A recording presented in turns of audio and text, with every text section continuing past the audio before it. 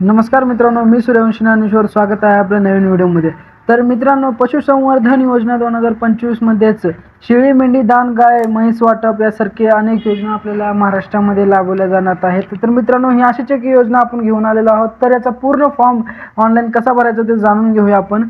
तर मित्रांनो, सर्वप्रथम आपल्याला काय करायचं आहे, आपल्याला सर्वप्रथम AH महाBC या वेबसाईटवर प्रथम आपल्याला इथं यायचं आहे. कारण या वेबसाईटवरतीच आपल्याला इथं पशुसंवर्धन विभाग महाराष्ट्र शासन याच्यातर्फे येणारा हा प्रथमच आपल्याला ऑफिशियल पेज आपल्याला दिसून येईल. आणि त्या लिंकवरती, ही लिंक मी तुम्हाला डिस्क्रिप्शनमध्ये देऊन जाईल. ही डिस्क्रिप्शनमध्ये तुम्ही लिंकवरती क्लिक करून या डायरेक्ट ऑफिशियल पेजवरती तुम्ही येऊ शकता. तर अर्जासाठी योजना अंतर्गत अर्ज करण्याची मुदत आहे मित्रांनो, तर ती मुदत आता वाढवलेली आहे आणि ती मुदत तुम्ही लवकरच बघू शकता.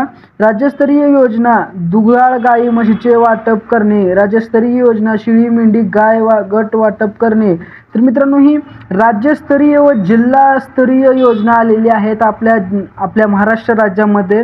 तर भारत सरकारकडून ही योजना तुम्हाला अत्यंत मोफत अशा दरावर देण्यात येणार आहे. जिल्हास्तरीय योजना एका दिवशी सुधारित पक्ष्यांच्या पिल्यांचे वाटप करणे व राज्यस्तरीय योजना 1000 मासूम कुटुंबांना मिळणार आहे. तर मित्रांनो, नाविन्यपूर्ण योजना आलेली आहे. तर योजनेसाठी तपशील काय करायचं आहे आपल्याला, सर्वप्रथम तर इथं अर्जदार नोंदणी करायचं आहे. पुन्हा इथं योजनेसाठी अर्ज करायचा आहे. पुन्हा प्रगल्भदार पात्र लाभार्थी यादी तयार करणे. पुन्हा सुकुटी प्राथमिक निवड झालेल्या अर्जदारांची कागदपत्रे अपलोड करणे आणि अंतिम निवड. तर मित्रांनो, एवढे आपल्याला टप्पे इथं पार पाडायचे आहेत. तर मी तुम्हाला सर्व सांगेन, तर व्हिडिओ पूर्ण बघावा. आपल्या चॅनल लाईक, शेअर, सबस्क्राईब करून घ्या. तर सर्वप्रथम आपल्याला काय करायचं आहे, वेळापत्रक इथं तुम्ही बघू शकता. 2025-26 साठी ऑनलाईन अर्ज स्वीकारणे चालू झालेलं आहे.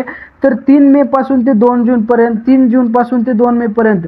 तर मित्रांनो, इथं सर्व अर्जची तारीख तुम्हाला याच वेबसाईटवरती दिलेली आहे. मी सांगण्यात वेळ वेस्ट नाही घालत, कारण मित्रांनो याच्यावरती तुम्हाला सर्व काही भेटून जाईल.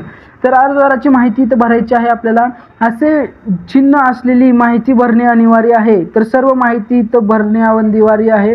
तर आधार क्रमांक, पहिले नाव, link, mobile number, email ID, नंतर आपले नाव, आडनाव, वडिलांचे नाव, जिल्हा निवडा, इथं तुमचा कोणता असेल ती जिल्हा निवडायचा आहे. नंतर इथं तालुका निवडायचा आहे, पुणे आपला तालुका कोणता आहे त्या तालुक्यानुसार तुम्ही करू शकता. व इथं तुमचा म्हणजे गाव किंवा तालुका निवडा आणि याच्यामध्येच गाव निवडा. पुन्हा जात प्रवर्ग निवडा. व कधी कधी गावाच्या ठिकाणी तुम्हाला तुमच्या गावाचं नाव येत नसतं, तर कधीही असा ऑनलाईन प्रॉब्लेम येऊ शकतो. तर मला कमेंट करायची आहे ज्यांचं नाव आलेलं नाही. व इथं जात निवडायची आहे आपल्याला, कोणती कास्ट आहे, SC ST OBC. नंतर इथं जात प्रमाणपत्र आहे का तुमच्याकडे, आहे असेल तर होय करायचं आहे, नाही तर नाही करायचं आहे मित्रांनो, कारण कास्ट इम्पॉर्टंट आहे कुणालाही लागली तरी. तर याच्यानंतर तुम्ही इथं बघू शकता, जात प्रवर्ग संकल्पनीय झाल्यानंतर तुम्ही इथं आपल्या अर्जदाराची माहिती भरू शकता. व अर्जदाराच्या नंतर इथं दिव्यांग असेल का तुम्ही, नाही दिव्यांग असताल तर काय आहे, व दिव्यांग रेषेखालील आहे का, हो किंवा नाही करायचं आहे, नाही करू मित्रांनो आपल्याला. व शैक्षणिक पात्रता सुद्धा आपल्याला इथं निवडायची आहे. शैक्षणिक पात्रता इथं आपण निवडलेली आहे. व इथं थोडा वेळ खाताच तुम्ही उच्च माध्यमिक विद्यालयातून शिकलात आहात का, कोणत्या याच्यातून शिकला आहात इथं सर्व लिहायचं आहे. तर मित्रांनो, इथं नगीकरण 8वीचे हेक्टरमध्ये ठरावे, म्हणजेच तुम्हाला शेती किती आहे याच्यावर पण तुमचा निरीक्षण आपलं अवलंबून आहे. तर इथं राशन कार्ड क्रमांक तुम्हाला इथं टाकायचा आहे. राशन कार्ड टाकल्यानंतर तुम्हाला इथं राशन कार्ड क्रमांक लिहायचा आहे. व पुढचं इथं जे लिहायचं आहे ते बँकेचे नाव व खाते क्रमांक. नंतर पुढे आपल्याला काय लिहायचं आहे, IFSC क्रमांक आणि नंतर शाखा लिहायची आहे मित्रांनो आपल्याला इथं. आणि नंतर इथं तुम्हाला अर्जदाराचा फोटो, तुमचा फोटो आणि PNG JPG मध्ये कन्वर्ट करून तुम्ही अपलोड करू शकता. व अर्जदाराची स्वाक्षरी तुम्हाला इथं अपलोड करायची आहे. अर्जदाराची कौटुंबिक माहिती इथं तुम्हाला भरायची आहे. कौटुंबिक संख्या इथं भरायची आहे, तुम्ही किती असाल तेवढे. आणि त्यांच्यासाठी इथं त्यांची स्त्रियांची संख्या लिहायची आहे. आणि नंतर त्यांची आधार क्रमांक व इथं सदस्याचे नाव, लिंक व इथं सर्व तुम्हाला इथं प्रवेश करायचा आहे. व एवढंच सर्व झाल्यानंतर तुम्हाला खूप असा वेळ काही न घेणं ते नियम व अटी तुम्हाला दिसून येतील इथं. तर मित्रांनो, सर्व झाल्यानंतर आपल्याला इथं आधार क्रमांक आपल्याला इथं प्रविष्ट करायचा आहे. आधार क्रमांक लिहिल्यानंतर आपल्या इथं सदस्याचे नाव लिहायचं आहे.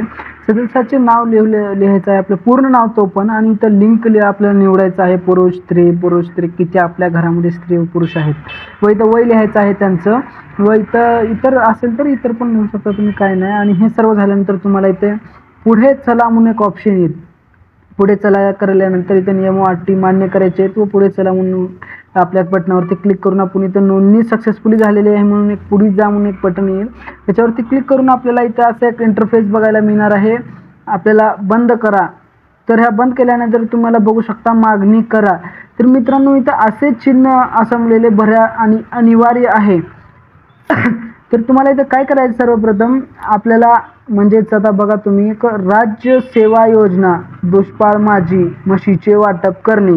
इथं तुम्हाला जी जी योजना पाहिजे ते तिच्या समोर तुम्हाला इथं अशी राईट अशी खून करायची व क्लिक करायचं आहे. फक्त तुम्ही ते ऑटोमॅटिक होऊन जाते तुमचं सर्व काही.